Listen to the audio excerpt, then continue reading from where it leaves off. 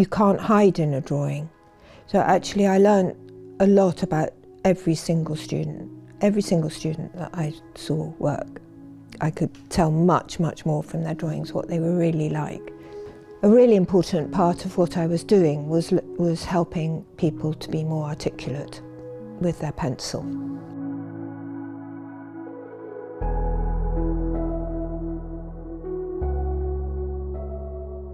I opened a portfolio that I haven't opened for about 40 years.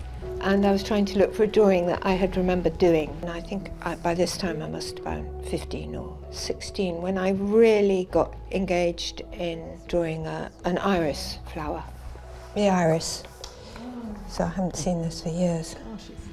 And unbelievably I found it. It's very faint, but it's very concentrated.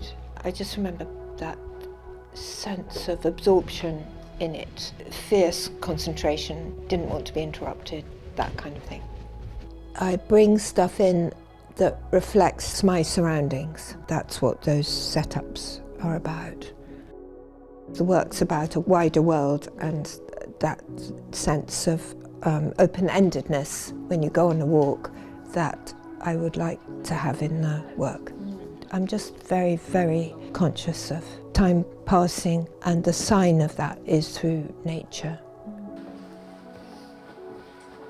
In the end, I taught nothing but cities and gardens, and for that I could choose whatever garden I wanted. So I did choose Kew Gardens, drawing the Garden Museum and various other smaller churchyards. I was looking at a constable drawing of a big elm tree, and I realised it is quite an extraordinary thing to do, is to fit an enormous elm tree onto a piece of paper that was 2 foot high at the most.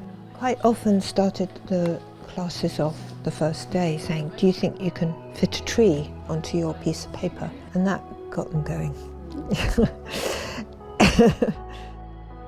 Then this question about what to choose comes up a lot, because what do you choose? You've got the whole of Kew Gardens.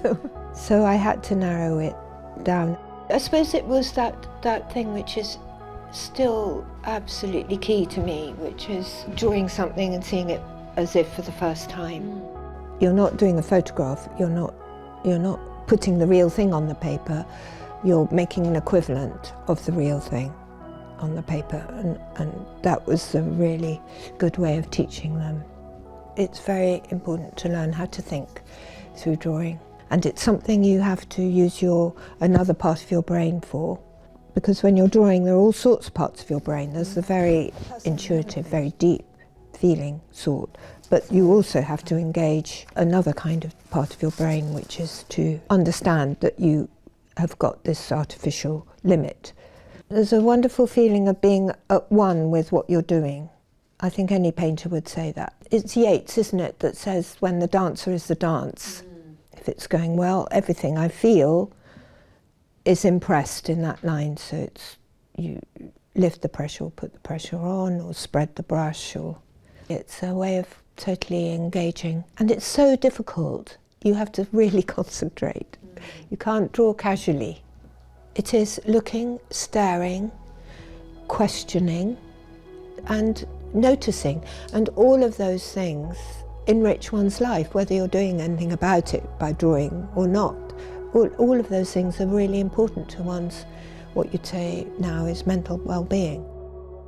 Every single thing I do feels to me like an experiment, and I wish sometimes I could just do the same thing again, but I never can. Everything is new and an experiment, and I'm always thinking, I wonder if